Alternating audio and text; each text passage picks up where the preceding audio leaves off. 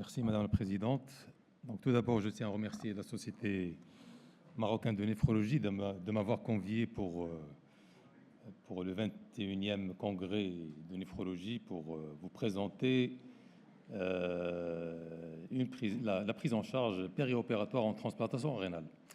Sincèrement, c'est le même sentiment qu'a eu le professeur Ramdani ici présent concernant le titre. J'ai réfléchi plusieurs fois au titre sur la prise en charge périopératoire. Parce que quand on parle de prise en charge périopératoire, de quelle prise en charge vous voulez qu'on parle? Infectieuse, néphrologique, chirurgie générale? Il y a plusieurs thématiques. J'ai contacté le professeur Inès pour avoir plus d'explications. Est-ce que je devais parler de la greffe, de tout ce qu'on fait au niveau du service, de notre série? Elle m'a dit non. Et puis par la suite, j'ai essayé de plucher un peu dans la littérature pour voir que c'est juste des protocoles. Et j'ai essayé d'adapter ma présentation selon ce qu'on fait dans le service. Il y a beaucoup de choses à savoir du point de vue d'un chirurgien. Et parfois, on n'a pas la même vision.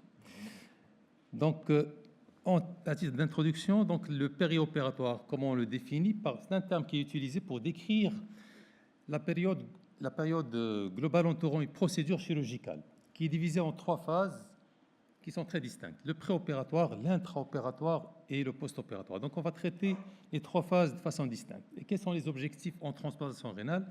Bien sûr, c'est d'assurer la sécurité du donneur, le primum non nocere. Donc, ici, on n'est pas là pour nuire aux patients.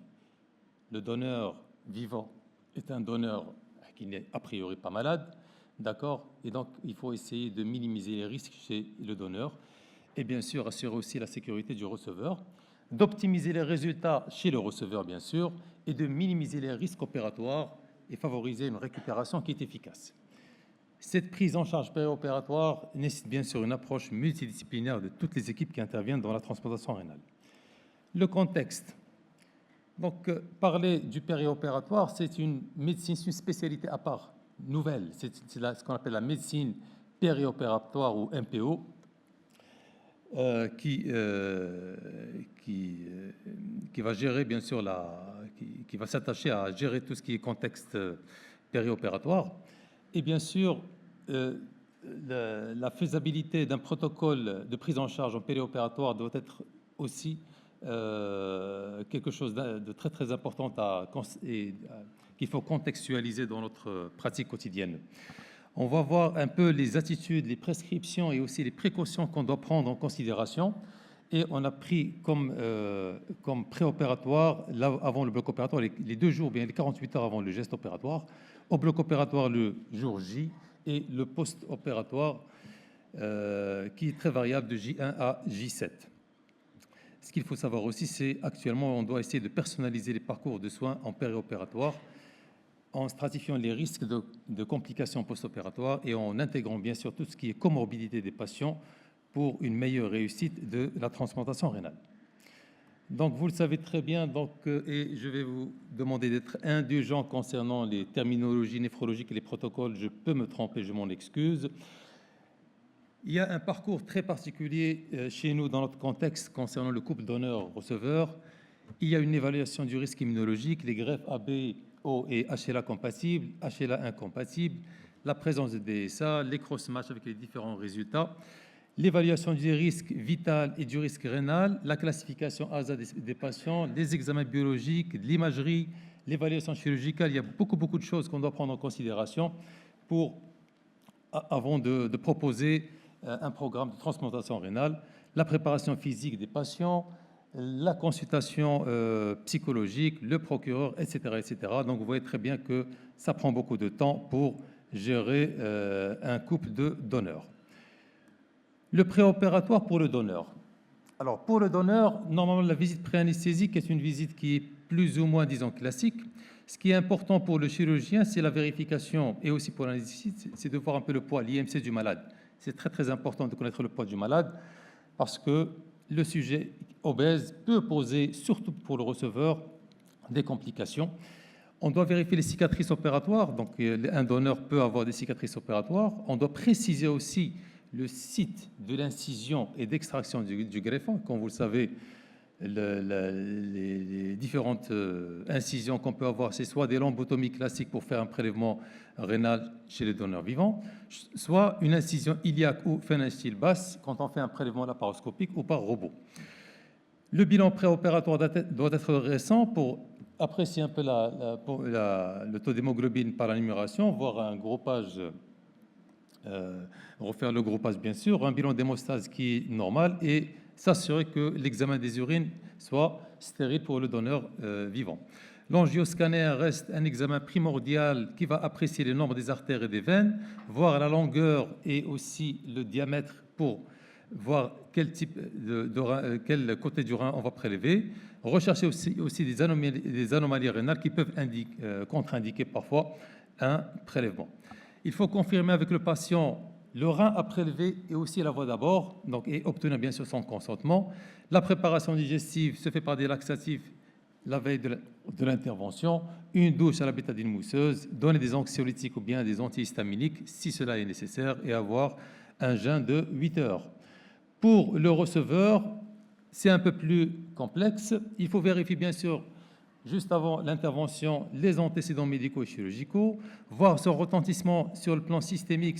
Est-ce qu'il a une asthénie, une anorexie? Est-ce qu'il est son état général? Est-ce qu'il a des troubles de sommeil? Est-ce qu'il est anxieux? Préciser la diurèse, est-ce qu'il est anurique ou non? Et aussi l'état des reins natifs. Revoir son débit de filtration glomérulaire, voir aussi les moyens de suppléance du patient et aussi rechercher le retentissement biologique, voir s'il a une anémie profonde qui peut nécessiter une transfusion.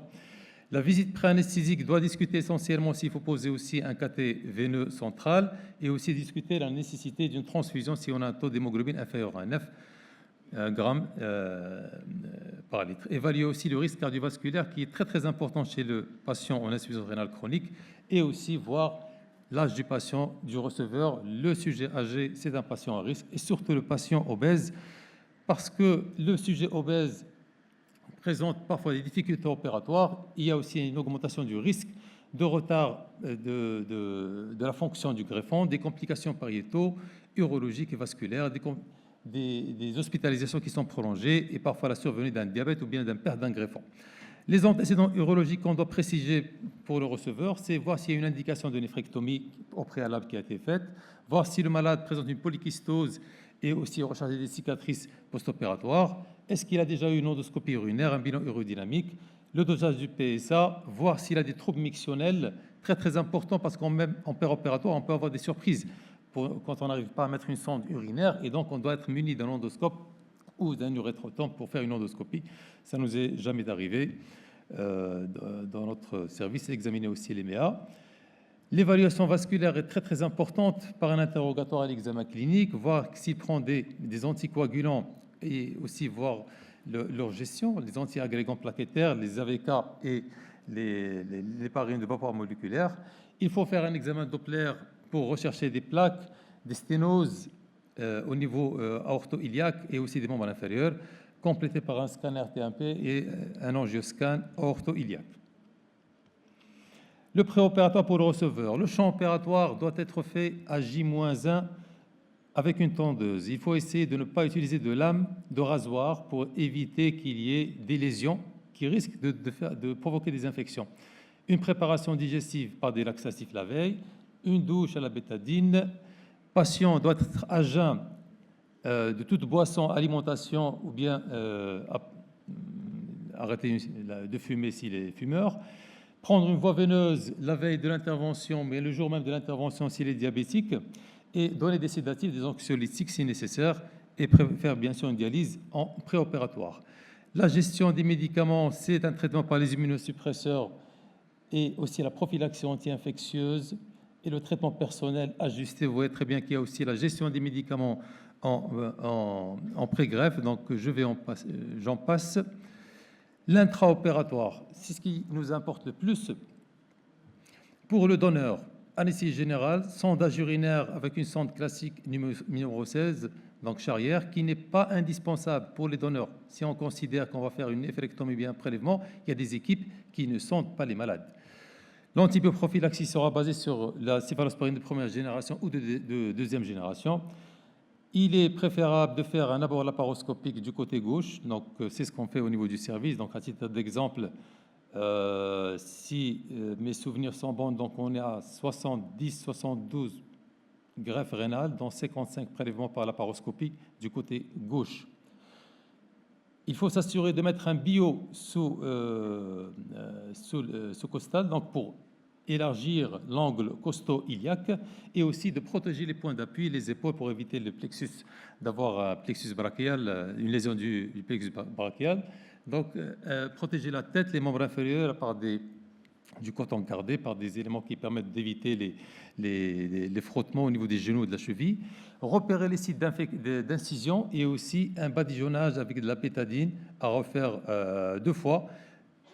Et ce qui est proposé, bien sûr, c'est de faire des incisions sur une bétadine qui est asséchée, ce qui est sec. Donc, il ne faut pas badigeonner et inciser.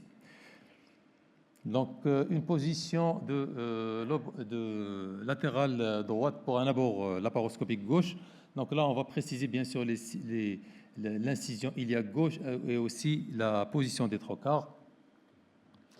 Donc, la mise en place des trocars se fait soit en triangulation, soit en sectorisation. Donc, habituellement, 2 trocars de 10 et 2 trocars de 5. C'est la technique qu'on utilise dans le service d'urologie.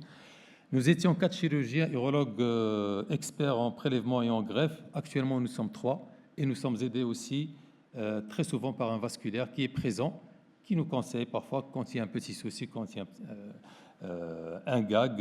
Et donc, je confirme ce qu'a dit le professeur Kihil, c'est un travail qui est multidisciplinaire qui nécessite les deux chirurgiens, les urologues et les vasculaires pour optimiser au maximum la réussite de la greffe rénale.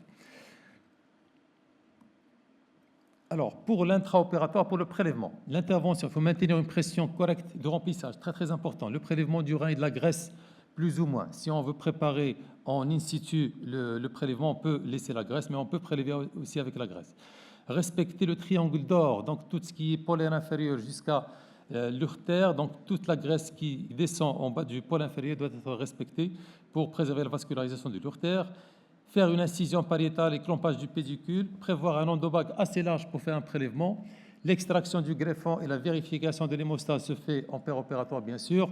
Le drainage par un drain de Redon est optionnel. Donc, il y a beaucoup d'équipes qui n'utilisent plus de drain de Redon pour drainer le malade après un prélèvement rénal.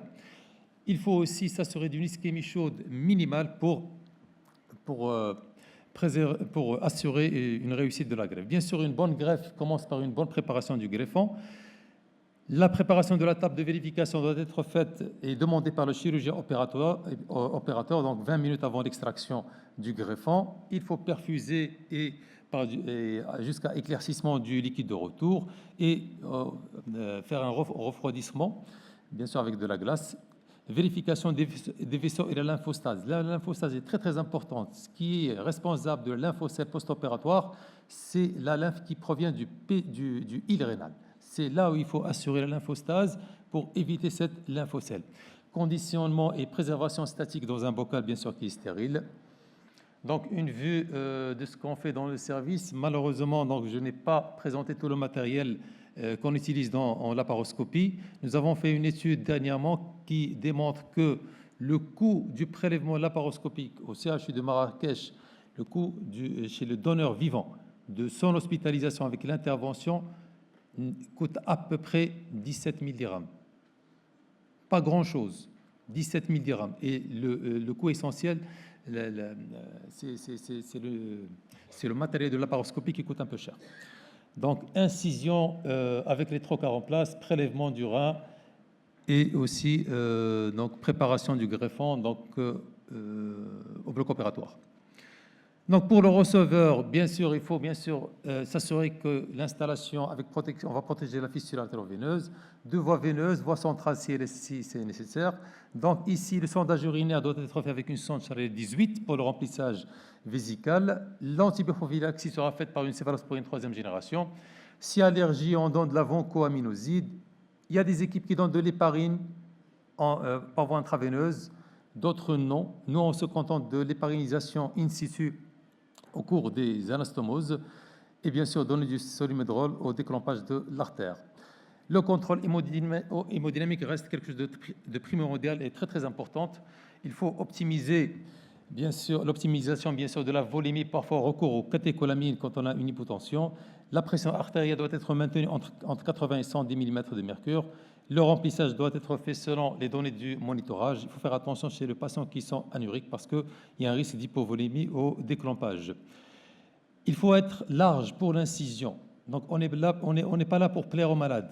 Quand on veut faire une greffe, il faut être large et pour aborder le pédicule droit de façon aisée.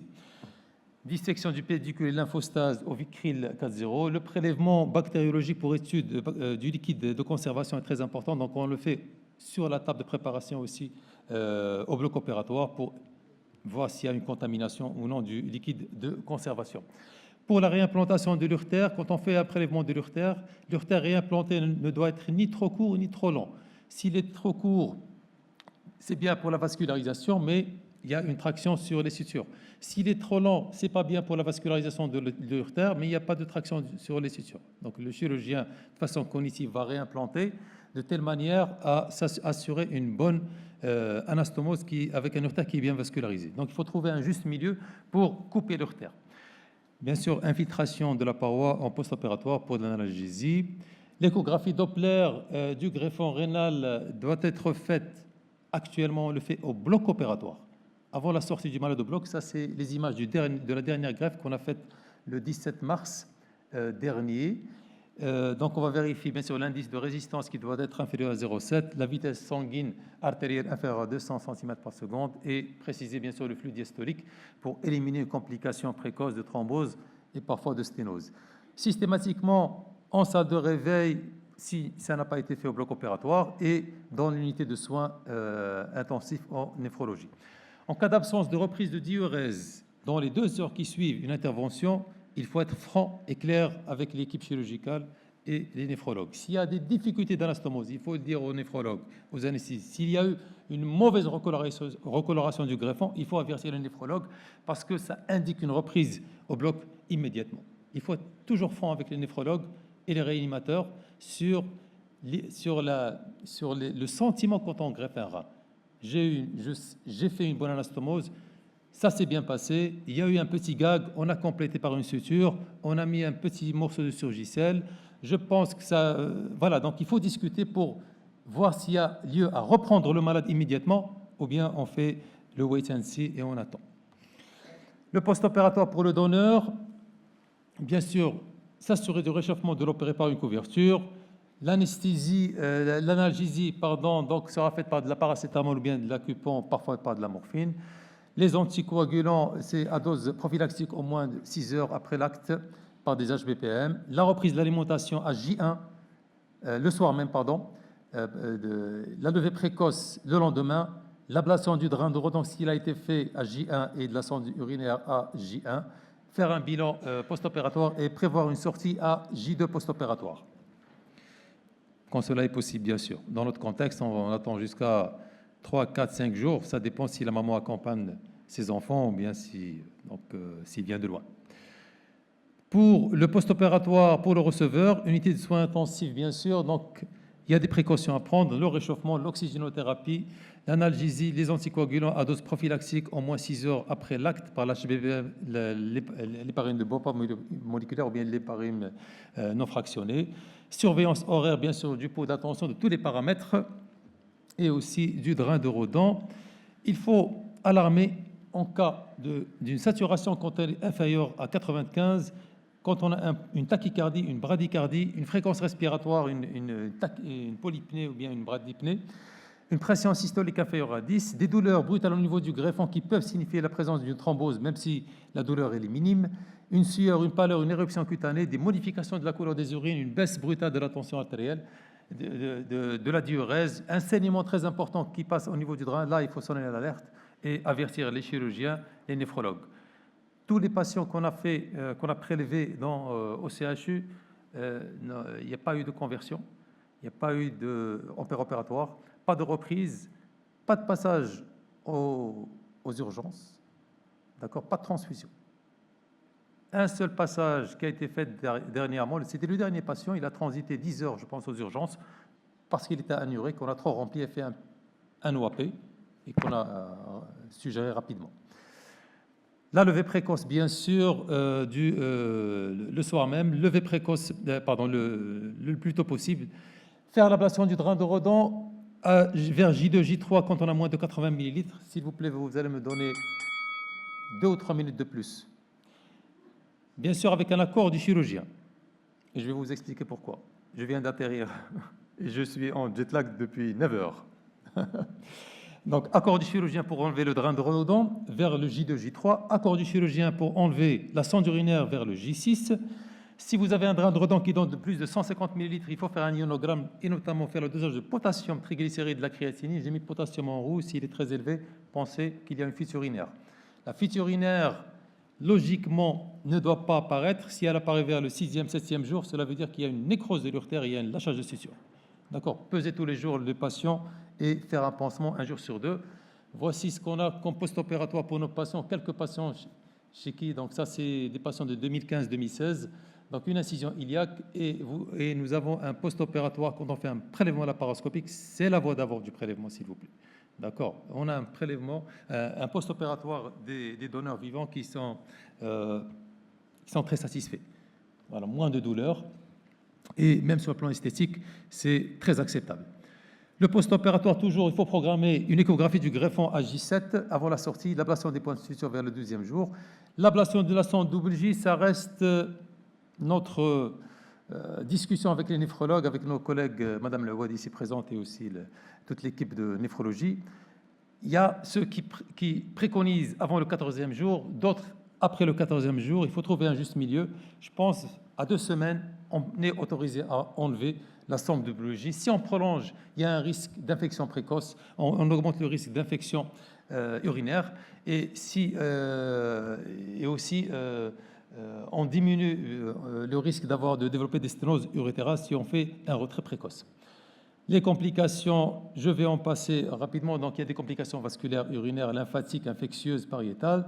Ce n'est pas la question du jour. Donc, les complications précoces, donc, je vais en passer. Le Doppler est l'examen très, très important à faire dans notre contexte à la recherche d'une thrombose quand il y a des problèmes de diurèse ou bien donc, suspicion de thrombose artérielle ou veineuse. Donc, si il y a un doute sur la perméabilité des vaisseaux, donc là, il faut penser à faire un scanner ou une angiographie en urgence. Ce qu'il faut savoir, c'est que la néphrotoxicité des produits de contraste iodé doit être négligée devant un greffon qui est peu fonctionnel et très menacé. Donc, j'arrive aux dernières diapositives. Donc, ça, c'est les complications, les étiologies de l'insuffisance rénale aiguë, donc, que vous connaissez très, très bien. Un petit mot sur les complications infectieuses qui représentent à peu près 15 à 20% des causes de décès en transplantation rénale. C'est la deuxième cause de décès précoce en greffe rénale et la troisième cause de décès tardif. Les germes incriminés le plus souvent, c'est le staphylocoque coagulase négative, les Escherichia coli, le Pseudomonas et aussi le Candida. Donc, en conclusion, la prise en charge du transplanté rénal est une prise en charge médicale globale. Donc, c'est un travail d'équipe. Il faut une bonne évaluation des comorbidités antérieures, anticiper toujours les difficultés vasculaires par un bon angioscanner, optimiser les facteurs clés de succès en greffe rénale par des protocoles standardisés, planifiés et constamment vérifiés et révisés. La prévention et le traitement approprié et rapide des complications de la transplantation permet d'améliorer les résultats. Et je vous remercie.